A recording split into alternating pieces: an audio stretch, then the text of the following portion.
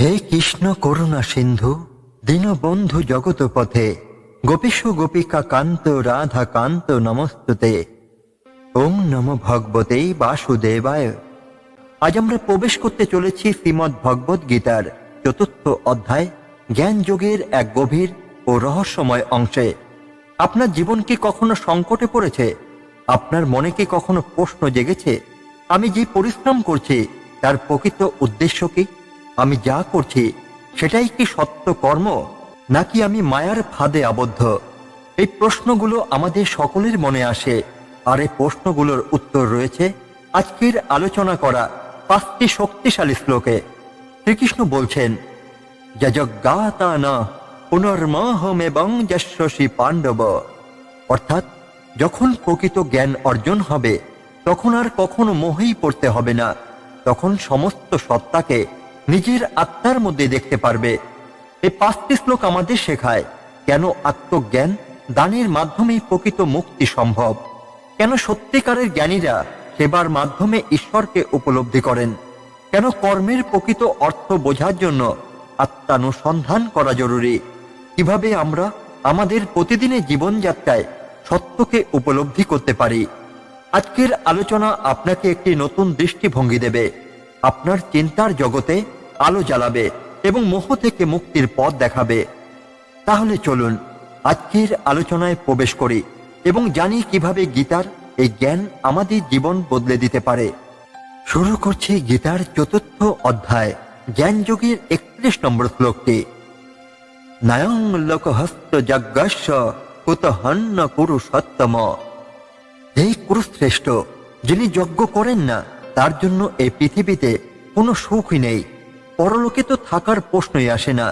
এ শ্লোকে শ্রীকৃষ্ণ যজ্ঞ ও আত্মত্যাগের গুরুত্ব ব্যাখ্যা করছেন।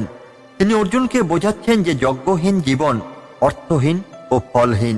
যে ব্যক্তি যজ্ঞ অর্থাৎ ত্যাগ, দান, উপাসনা ও আত্মনিবেদন করতে জানে না, সে এই পৃথিবীতেই শান্তি পায় না, পরলোকে তো পাওয়ার প্রশ্নই নেই। অনেকেই মনে করেন যজ্ঞ মানে কেবল অগ্নিতে আহুতি প্রদান করা, কিন্তু গীতায় যজ্ঞের ব্যাখ্যা আরো গভীর। যে কোনো ত্যাগ, সৎকর্ম ও পরোপকারই একটি যজ্ঞ। ৩ প্রকার যজ্ঞ হয়: দ্রব্যযজ্ঞ, সম্পদ বা বস্তু দান করা, যেমন গরিবদের সহায়তা, আশ্রমে দান ইত্যাদি। জ্ঞানযজ্ঞ হলো জ্ঞানের আলো বিতরণ করা, যেমন ধর্মগ্রন্থ পাঠ, শিক্ষাদান। আর তপযজ্ঞ হলো কঠোর আত্মসংযম, যেমন উপবাস, ব্রহ্মচর্য পালন এবং ধ্যান। গীতা অনুযায়ী সত্যিকারের যজ্ঞ হলো নিজের স্বার্থের ঊর্ধ্বে উঠে পরের কল্যাণে কাজ করা। মহর্ষি দধীচি নিজের হাড় পর্যন্ত দান করেছিলেন দেবতাদের জন্য, যাতে তারা অসুরদের বিরুদ্ধে অস্ত্র তৈরি করতে পারেন। এটাই প্রকৃত যজ্ঞ, পরের মঙ্গলের জন্য নিজের সবকিছু উৎসর্গ করা। রাজা দশরথ পুত্র কামেশকে যজ্ঞ করেছিলেন, যার ফলস্বরূপ শ্রী রামচন্দ্রের জন্ম হয়। এই যজ্ঞ শুধু আচার অনুষ্ঠানই নয়, বরং পরোপকারের জন্য দান ও ত্যাগের প্রতীক। একজন আদর্শ শিক্ষক নিজের আনন্দ, বিশ্রাম, আরামের চিন্তা না করে শিক্ষার্থীদের জ্ঞান দান করেন। তিনি নিঃস্বার্থভাবে কাজ করেন, যা এক প্রকার জ্ঞানযজ্ঞ। স্বার্থপর জীবন অর্থহীন, সমাজের জন্য কিছু করতে হবে। পরের উপকারে ত্যাগই প্রকৃত যজ্ঞ। শুধু ভোগ করলে বা স্বার্থপর হলে এই জীবন ব্যর্থ। যজ্ঞের মাধ্যমে মানুষ নিজের সত্তাকে বিশুদ্ধ করতে পারে। যে যজ্ঞ করে না তার জন্য এই পৃথিবীতেও সুখ নেই, পরলোকে তো পাওয়ার প্রশ্নই আসে না। এই শিক্ষা আমাদের জীবনে গ্রহণ করা উচিত। এই শ্লোকটি আমাদের শেখায় যে ত্যাগ, দান এবং নিঃস্বার্থভাবে কাজ করাই প্রকৃত যজ্ঞ। শুধু নিজের সুখের কথা ভাবলে প্রকৃত আনন্দ ও মুক্তি সম্ভব নয়। যারা যজ্ঞ অর্থাৎ ত্যাগ ও পরোপকার করেন তারাই প্রকৃত অর্থে জীবনে সার্থকতা লাভ করেন। শ্রীকৃষ্ণের এই উপদেশ আমাদের জীবনে বাস্তবায়ন করা উচিত, তাহলেই আমরা সত্যিকারের সুখ ও শান্তি পাব। এবং বহুবিধা যজ্ঞাবিততা ব্রহ্মণ মুখে কর্মজান বিদ্ধি তান সর্বানেবং জ্ঞাতা বিমক্ষসে। এই সকল বিভিন্ন প্রকার যজ্ঞ অর্থাৎ ত্যাগমূলক কার্যাবলী বৈদিক বাক্যসমূহ দ্বারা বর্ণিত হয়েছে। হে অর্জুন, জেনে রেখো, এই সমস্ত যজ্ঞ কর্ম প্রসূত এই জ্ঞান লাভ করলে তুমি মোক্ষ অর্থাৎ মুক্তি অর্জন করবে। এই শ্লোকে যজ্ঞের গভীর তাৎপর্য ব্যাখ্যা করা হয়েছে। শ্রীকৃষ্ণ অর্জুনকে বোঝাচ্ছেন যে যজ্ঞ শুধু আগুনে আহুতির প্রদান নয়, বরং বিভিন্ন প্রকার ত্যাগ ও পরোপকারই প্রকৃত যজ্ঞ। যজ্ঞের বিস্তৃতি হল, যজ্ঞ মানে শুধুমাত্র অগ্নিহোম বা বৈদিক আচারই নয়, বরং প্রতিটি সৎকর্মই এক একটি যজ্ঞ। শাস্ত্র সমূহে নানা ধরনের যজ্ঞের ব্যাখ্যা রয়েছে, যেমন জ্ঞানযজ্ঞ, জ্ঞান চর্চা ও বিতরণ; দ্রব্যযজ্ঞ, দান পুণ্য; তপযজ্ঞ হল আত্মসংযম এবং ধ্যান; যোগযজ্ঞ হল অন্তর্দৃষ্টির মাধ্যমে পরমাত্মার সাথে যোগ স্থাপন; স্বাধ্যায় যজ্ঞ হল শাস্ত্রপাঠ ও তার প্রচার; কর্মযজ্ঞ, সৎ কর্মের মাধ্যমে সমাজ সেবা। শ্রীকৃষ্ণ এখানে বলছেন এই সমস্ত যজ্ঞই কর্মমূলক, অর্থাৎ কাজের মাধ্যমে অর্জন করতে হয়। শুধু জ্ঞান বা বিশ্বাসই নয়, বাস্তব জীবনে সেগুলো পালন করাই আসল যজ্ঞ। বিদুর মহর্ষি ধৃতরাষ্ট্রকে বহুবার ন্যায় ও সত্যের পথ দেখিয়েছেন। নিজে কিছু না চেয়ে ধৃতরাষ্ট্রের মোক্ষের জন্য তিনি সেবা করেছেন, যা প্রকৃত অর্থে এক প্রকার জ্ঞান ও তপযজ্ঞ। সীতা মাতার লঙ্কায় থাকাকালীন ধৈর্য, সতীত্ব ও আত্মসংযম বজায় রেখেছিলেন। এটি এক প্রকার তপযজ্ঞ, যেখানে নিজেকে আত্মনিয়ন্ত্রণের মাধ্যমে সত্যের পথে স্থাপন করা হয়। একজন আদর্শ ডাক্তার, শিক্ষক, বিজ্ঞানী বা সমাজসেবক যখন নিজের স্বার্থ ভুলে মানুষের জন্য কাজ করেন, তখন সেটিও এক প্রকার কর্মযজ্ঞ। যজ্ঞ কেবল আচার নয়, বরং ত্যাগ ও পরোপকার। জ্ঞান অর্জন ও সৎকর্মের মাধ্যমে মুক্তি সম্ভব। কর্মের সঠিক দৃষ্টিভঙ্গি মানুষকে পরমার্থে পৌঁছে দেয়। শুধু বিশ্বাসই নয়, কর্মের মাধ্যমেই মুক্তি অর্জন করা সম্ভব। শ্রীকৃষ্ণ এখানে বলছেন এই সমস্ত যজ্ঞ কর্মের মাধ্যমে সম্পন্ন হয় এবং এই জ্ঞান অর্জন করলে মুক্তি লাভ করা যায়। তাই প্রকৃত মুক্তির জন্য শুধু শাস্ত্র পাঠই নয়, বরং জ্ঞান অনুসারে কর্ম করাই প্রকৃত পথ। আমাদের উচিত জীবনে সৎকর্ম ও পরোপকারকে যজ্ঞ হিসেবে গ্রহণ করা, তাহলেই প্রকৃত সুখ ও শান্তি লাভ করা সম্ভব। ত্রয়াণ দ্রব্যময়াদ যজ্ঞাজ জ্ঞান যজ্ঞ পরন্তপ সর্বং কর্মখিলং পার্থ জ্ঞানে পরিসমাপ্যতে। হে পরন্তপ অর্জুন, দ্রব্য অর্থাৎ বস্তু দ্বারা সম্পন্ন যজ্ঞ অপেক্ষা জ্ঞান যজ্ঞই শ্রেষ্ঠ।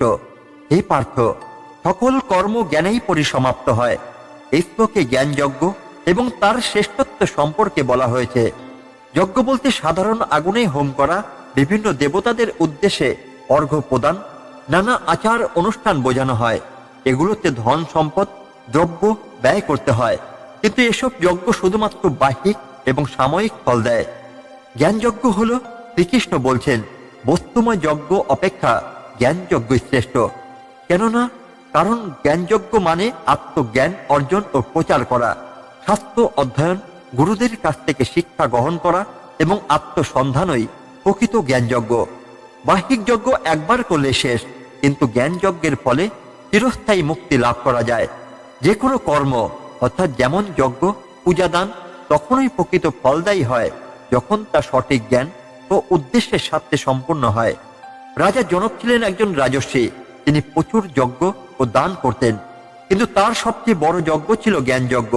তিনি আত্মজ্ঞান লাভ করে নির্বিকারভাবে রাজকার্য পরিচালনা করতেন এবং কর্মফলে আসক্ত না হয়ে প্রকৃত মুক্তি লাভ করেন। একজন ধনী ব্যক্তি অনেক দান করতেন, যজ্ঞ করতেন, কিন্তু তার দানের পেছনে ছিল অহংকার। অন্যদিকে এক সন্ন্যাসী ছিলেন, যিনি জ্ঞান বিতরণের মাধ্যমে বহু মানুষের জীবন পরিবর্তন করেছিলেন। ধনীর যজ্ঞ সাময়িক ফল দিল, কিন্তু সন্ন্যাসীর জ্ঞানযজ্ঞ যুগ যুগ ধরে মানুষের উপকার করল। বাহ্যিক যজ্ঞের চেয়ে জ্ঞানার্জন ও বিতরণই শ্রেষ্ঠ। প্রকৃত মুক্তি আসে সঠিক জ্ঞান অর্জন এবং তাকে জীবনে প্রয়োগ করার মাধ্যমে। যে কোনো কর্মের সঠিক পরিণতি জ্ঞানেই নিহিত। বাহ্যিক আচার অনুষ্ঠানের চেয়ে আত্মোপলব্ধি, আধ্যাত্মিক চিন্তন এবং শাস্ত্র পাঠ বেশি গুরুত্বপূর্ণ। শ্রীকৃষ্ণ এখানে বোঝাচ্ছেন যে যজ্ঞ কেবল বাহ্যিক কর্মকাণ্ডই নয়, প্রকৃত যজ্ঞ হচ্ছে জ্ঞানার্জন ও প্রচার। বাহ্যিক যজ্ঞ সাময়িক ফল দেয়, কিন্তু জ্ঞানযজ্ঞ মানুষকে আত্মসাক্ষাৎকার ও চূড়ান্ত মুক্তির পথ দেখায়। আমাদের উচিত বাহ্যিক আনুষ্ঠানিকতার চেয়ে জ্ঞানার্জন ও সৎকর্মের মাধ্যমে প্রকৃত যজ্ঞ সম্পন্ন করা। তদা বিদ্ধি প্রাণিপাতেন পরিপ্রশ্নেন সেবয়া উপদেক্ষন্তিতে জ্ঞানং জ্ঞানিনস্তত্ত্বদর্শিন। সেই জ্ঞান অর্জন করো বিনয় ও শ্রদ্ধার সাথে, গুরুজনদের প্রতি সম্পূর্ণ আত্মসমর্পণের মাধ্যমে প্রশ্ন করে ও সেবা করে যারা জ্ঞানী ও তত্ত্বদ্রষ্টা, তারা তোমাকে সেই জ্ঞান প্রদান করবেন। এই শ্লোকে গুরু ও শিষ্যের সম্পর্ক, জ্ঞান অর্জনের প্রকৃত পদ্ধতি এবং আত্মসাক্ষাৎকার লাভের জন্য সঠিক উপায় বর্ণিত হয়েছে। শ্রীকৃষ্ণ অর্জুনকে বোঝাচ্ছেন যে আত্মজ্ঞান বা তত্ত্বজ্ঞান অর্জনের জন্য তিনটি গুরুত্বপূর্ণ ধাপ রয়েছে। পাণিপাত অর্থাৎ শ্রদ্ধা ও আত্মসমর্পণ। গুরু বা জ্ঞানী ব্যক্তির সামনে অহংকার ত্যাগ করে সম্পূর্ণ শ্রদ্ধার সাথে আত্মসমর্পণ করা। মনে অহংকার থাকলে প্রকৃত জ্ঞান লাভ করা যায় না। পরিশ্রম অর্থাৎ সঠিক প্রশ্ন করা। শুধুমাত্র গুরুজনদের সামনে বসে থাকলেই হবে না, প্রাসঙ্গিক ও যথাযথ প্রশ্ন করা দরকার।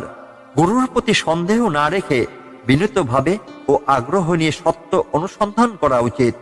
সেবা অর্থাৎ গুরুর সেবা করা। শুধু প্রশ্ন করলেই হবে না, গুরুর সেবা করাও শিক্ষার একটি অংশ।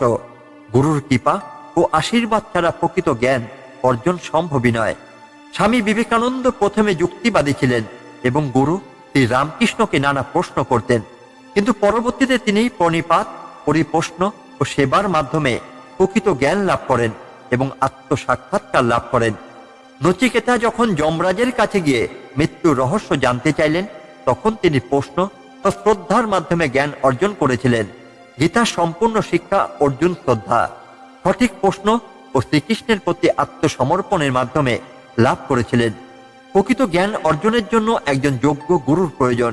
জ্ঞানী ও তত্ত্বদ্রষ্টা গুরু ছাড়া আত্মজ্ঞান লাভ করা সম্ভবই নয়। শ্রদ্ধা ও বিনয়ের সাথে প্রশ্ন করলে এবং সেবা করলে গুরু সন্তুষ্ট হন এবং সত্য জ্ঞান প্রদান করেন।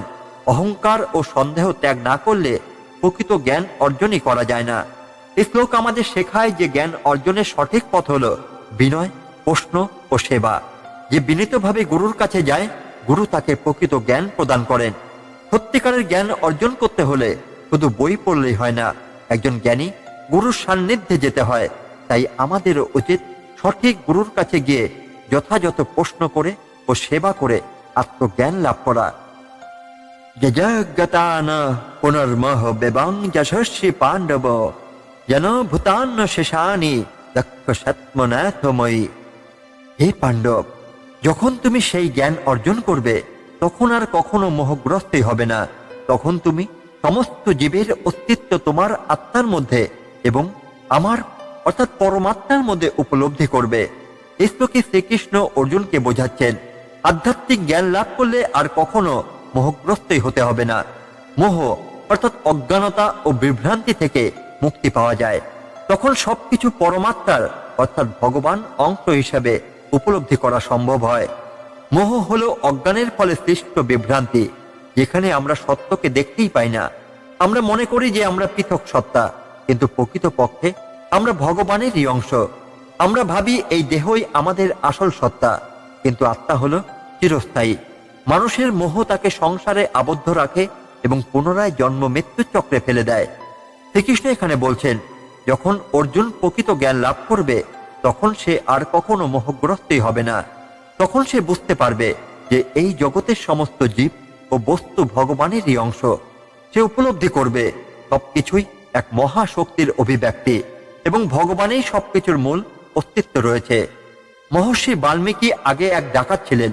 তিনি শুধুমাত্র পার্থিব লোভের মধ্যেই আবদ্ধ ছিলেন, কিন্তু নারদ মুনির কাছ থেকে প্রকৃত জ্ঞান লাভ করার পর তিনি মোহ থেকে মুক্তি পান এবং পরম সত্য উপলব্ধি করেন।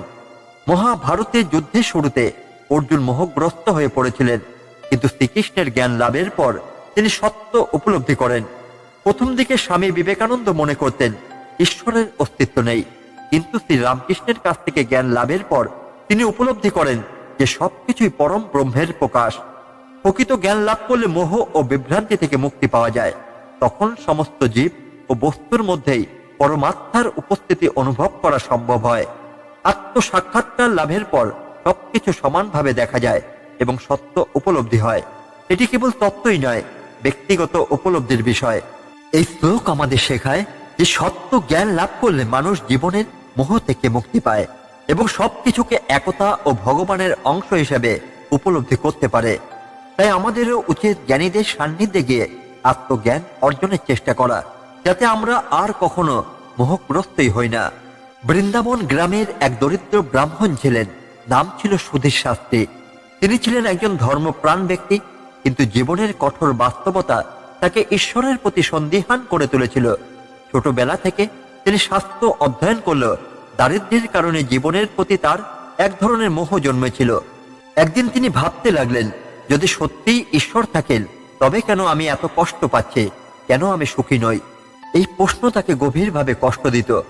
তিনি ভাবতেন, হয়তো ঈশ্বর কেবল ভাগ্যবানদের জন্য, দরিদ্রদের জন্য নয়। এই মোহের কারণে তার আত্মবিশ্বাস কমে গিয়েছিল এবং তিনি ধীরে ধীরে ভগবানের প্রতি বিশ্বাস হারাতে শুরু করলেন। একদিন তিনি গ্রামের পাশের এক বনভূমিতে হাঁটছিলেন। হঠাৎ এক মহাজ্ঞানী সাধু দেখা পেলেন, যিনি একটি নদীর ধারে ধ্যান করছিলেন। সুধীরের কাছে গিয়ে বললেন, স্বামীজি, আমি অনেক কষ্ট আছি, আমি ঈশ্বরে বিশ্বাস করতে চাই, কিন্তু আমার মন সবসময় সন্দেহ ভরে থাকে। আমি কিভাবে প্রকৃত সত্য উপলব্ধি করব? সাধু মৃদু হেসে বললেন, পুত্র, প্রকৃত সত্য উপলব্ধি করতে হলে তোমাকে মোহ থেকে মুক্ত হতে হবে। তুমি কি জানো শ্রীকৃষ্ণ গীতায় কি বলেছেন? সুধীর মাথা নেড়ে বললেন, আমি গীতার অনেক শ্লোক পড়েছি, কিন্তু আমি তাদের অর্থ বুঝতে পারিনি। সাধু বললেন, এসো, আমি তোমাকে কিছু গুরুত্বপূর্ণ জ্ঞান দিই। প্রথমে এই শ্লোকটি শোনো, যযোজ্ঞাতান পুনর্মহমেবং যশস্বী পাণ্ডব যেন ভূতান্য শেষানি দক্ষসত্মনাথময়ী। যদি তুমি প্রকৃত জ্ঞান অর্জন করো তবে আর কখনো মোহেই পড়বে না। তখন তুমি সমস্ত জীবকে নিজের আত্মার মধ্যে এবং ভগবানের মধ্যে উপলব্ধি করতে পারবে। সুধীর ভাবলেন, আমার তো সবসময় মোহই ছিল, আমি কখনো ঈশ্বরের প্রকৃত অবস্থান উপলব্ধি করতেই পারিনি। সাধু এরপর বললেন, তুমি কি জানো কিভাবে এই জ্ঞান অর্জন করতে হয়? সাধু তখন গীতার 34 নম্বর শ্লোক পাঠ করলেন, তদ বিদ্ধি পানিপাতেন পরিপষ্টেন সেবয়া উপদেক্ষন্তিতে জ্ঞানং জ্ঞানেন তত্ত্বদর্শিন। তিনি ব্যাখ্যা করলেন, সত্য জ্ঞান অর্জনের জন্য তোমাকে বিনয়ী হতে হবে, প্রশ্ন করতে হবে এবং জ্ঞানীদের সেবা করতে হবে। তুমি যদি সত্যিকারের জ্ঞানী ব্যক্তিদের কাছ থেকে শিখতে চাও তবে তারা তোমাকে প্রকৃত সত্যের পথ দেখাবে। সুধীর এবার বুঝতে পারলেন, এতদিন তিনি নিজের অহংকার ও মোহের কারণে সত্যকে দেখতেই পাননি। তিনি ভাবতেন, আমি নিজেই সব জানি, কিন্তু আজ তিনি উপলব্ধি করলেন, জ্ঞান অর্জনের জন্য নিজেকে শূন্য করতে হয়। পরবর্তী কয়েক মাস সুধীর সেই সাধুর শিষ্যত্ব গ্রহণ করলেন। তিনি ধীরে ধীরে বুঝতে পারলেন, সংসারের মোহ এবং মায়ার জালে আটকে থাকলে প্রকৃত জ্ঞান লাভ করা যায় না। একদিন সাধু তাকে বললেন, সুধীর, তুমি কি এখনো মনে করো যে তোমার কষ্টের জন্য ঈশ্বর দায়ী? সুধীর মাথা নেড়ে বললেন, না স্বামীজি, এখন আমি বুঝতে পারছি জীবনের সবকিছুই আমার কর্মের ফল। ঈশ্বরের সবকিছুর মাঝেই আছেন। আগে আমি শুধুমাত্র নিজের দুঃখ দেখতাম, কিন্তু এখন আমি দেখতে পাচ্ছি যে এই সৃষ্টির প্রতিটি প্রাণী ভগবানেরই অংশ। সাধু সন্তুষ্ট হলেন। তিনি তখন গীতার 33 নম্বর শ্লোক বললেন, শ্রেয়ান দ্রব্য মেয়াদ যজ্ঞাজ জ্ঞান যজ্ঞ পরন্তপ সর্বং কর্মাখিলং পার্থ জ্ঞানে পরিসমাপ্যতে। অর্থাৎ দ্রব্য দান করার চেয়ে জ্ঞান যজ্ঞ অনেক বড়, কারণ সমস্ত কর্মই জ্ঞানের দ্বারা পরিপূর্ণ হয়। সুধীর এবার উপলব্ধি করলেন, অর্থ, সম্পদ বা বাহ্যিক কিছু দিয়েই আত্মতৃপ্তি আসে না, প্রকৃত তৃপ্তি আসে জ্ঞানের মাধ্যমে। কয়েক বছর পর সুধীর নিজেই একজন জ্ঞানী সাধু হয়ে উঠলেন। তিনি এবার নিজের গ্রামের মানুষদের শিক্ষা দিতে লাগলেন। তিনি বললেন, ভগবান আমাদের মাঝেই আছেন, শুধু আমাদের তাকে উপলব্ধি করতে জানতে হবে। যদি আমরা মোহ থেকে মুক্ত হতে পারি তবেই সবকিছু স্পষ্ট হয়ে যাবে। একদিন এক যুবক এসে বলল, গুরুজি, আমি অনেক কষ্টে আছি, আমি কি করব? সুধীর হাসলেন এবং বললেন, প্রথমে মোহ থেকে মুক্ত হও, নিজের সমস্যা নিয়ে অতিরিক্ত ভাববে না। গীতায় বলা হয়েছে, যখন তুমি প্রকৃত জ্ঞান লাভ করবে তখন আর কখনো মোহগ্রস্তই হবে না। জ্ঞান অর্জন করলে মোহগ্রস্ত হতে হয় না। প্রকৃত জ্ঞানীদের সান্নিধ্যে গেলে আত্মজ্ঞান লাভ হয়। সংসারের সবকিছুর মধ্যে ঈশ্বরের উপস্থিতি উপলব্ধি করতে পারলেই সত্য উপলব্ধি সম্ভব। অর্থ বা বাহ্যিক দান নয়, প্রকৃত জ্ঞানই আমাদের মুক্তির পথ দেখায়। এই গল্পটি আমাদের শেখায়, জীবনের দুঃখ কষ্টের জন্য ঈশ্বরকে দোষ না দিয়ে আমাদের উচিত প্রকৃত জ্ঞান অর্জন করা। কারণ সত্য জ্ঞান লাভ করলে আর কখনো মোহই পড়তে হয় না এবং আমরা সমস্ত কিছুকে সমদৃষ্টিতে দেখতে পারি। তাই আসুন আমরাও এই জ্ঞানার্জনের পথে এগিয়ে যাই, যাতে আমরা আমাদের মোহ ও দুঃখ থেকে মুক্তি পেতে পারি। আজ আমরা গীতার ৪র্থ অধ্যায়ের ৩১ থেকে ৩৫ নম্বর শ্লোকের গভীর অর্থ অনুধাবন করার চেষ্টা করেছি। শ্রীকৃষ্ণ এখানে আমাদের যা শিখিয়েছেন, সত্যিকারের জ্ঞান অর্জন করলে আর কখনো মোহেই পড়তে হবে না। প্রশ্ন করা, সেবা করা এবং গুরুজনদের কাছ থেকে শেখাই জ্ঞান অর্জনের প্রকৃত পথ। আত্মসচেতনতার মাধ্যমে আমরা কর্মের বন্ধন থেকে মুক্ত হতে পারি। এই শিক্ষাগুলো যদি আমরা আমাদের জীবনে বাস্তবায়ন করতে পারি, তাহলে সংসারের মোহ মায়া আমাদের আর গ্রাস করতে পারবে না। তাহলে এবার নিজেকেই প্রশ্ন করুন, আমি কি সত্যিকারের জ্ঞানের পথে হাঁটছি নাকি মায়ার ফাঁদে আটকে আছি? আপনার মতামত আমাদের সঙ্গে শেয়ার করুন। ভিডিওটি ভালো লাগলে লাইক, কমেন্ট, শেয়ার করুন এবং সাবস্ক্রাইব করতে ভুলবেন না। পরবর্তী পর্বে আমরা আরো গভীরভাবে জ্ঞানযোগের আলোচনায় প্রবেশ করব। ততক্ষণ পর্যন্ত জ্ঞান ও সত্যের পথে অটল থাকুন। ওম শান্তি। ধন্যবাদ। জয় শ্রীকৃষ্ণ।